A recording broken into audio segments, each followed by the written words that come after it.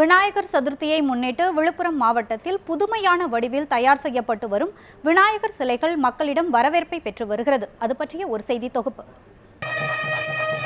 India முழுவதும் ஆண்டுதோறும் September மாதத்தில் விநாயகர் சதுர்த்தி விழா பிரம்மாண்டமாக கொண்டாடப்படுகிறது.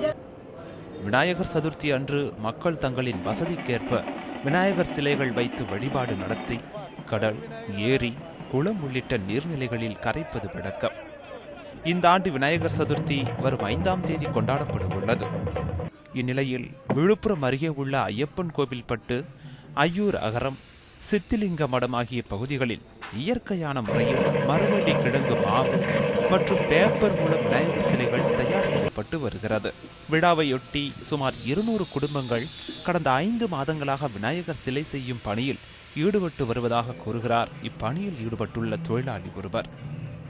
மாவட்டம் ஐயங்கல்பட்டு கிராமத்தில் பொம்மாலை செஞ்சுட்டு இருக்கோம். நாங்கள் 3 அடியிலேருந்து 5 அடி வரைக்கும் செய்கிறேன். நான் ஒரு 1000 ஒரு 30,000 பிள்ளையார் செய்வேன். நான் என்னென்ன ஊர்னா திருச்சி, சேலம், கோயம்புத்தூர், கோயம்புத்தூர், சேலம், கேரளா போகுது, பாலக்காடு அனுப்பிச்சிருக்கேன். சரக்கெல்லாம் அனுப்பிச்சிருக்கேன். 1 அடி முதல் 21 அடி உயரம் வரை இது தயாரிக்கப்படும் சிலைகள் 2000 ரூபாய் முதல் 30,000 ரூபாய் வரை விலை போகின்றன. இதில் வண்ணம் பூசப்பட்ட சிலைகள் கர்நாடகா, கேரளா, ஆந்திரா, புதுச்சேரி உள்ளிட்ட மாநிலங்களுக்கு, திருவண்ணாமலை, திருப்பூர், சென்னை, கிருஷ்ணகிரி மற்றும் சேலம் உள்ளிட்ட மாவட்டங்களுக்கும் விற்பனைக்கு அனுப்பி வைக்கப்படுகிறது.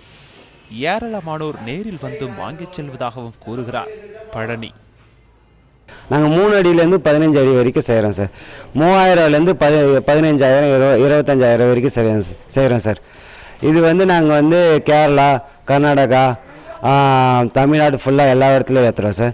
அது இல்லாமல் பாண்டிச்சேரி கூட போகுது சார். பெட்டு விநாயகர் 3 வாங்கினோம். நல்லா ஒரு இன்னும் செஞ்சினோம். இருந்த முதலீடு பூரா இதில் போட்டு செஞ்சுட்டு உள்ள கொண்டு இது போல் போட்டு வரோம். கவர்மெண்ட்டில் எங்களுக்கு ஏதாவது முடிஞ்ச அளவு ஒரு மானியம் மாரி செஞ்சு கொடுத்தா, ஒரு ஷெட்டு கிட்டு போட்டு கொடுத்தா எங்களுக்கு உதவியாக இருக்கும்.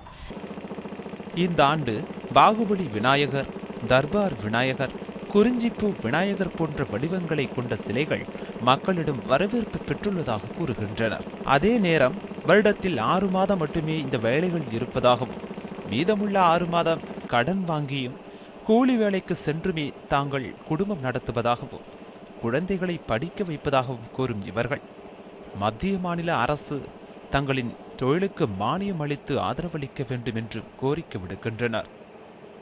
மனாசேராஜ், நியூஸ் 7 தமிழ், விழுப்புரம்.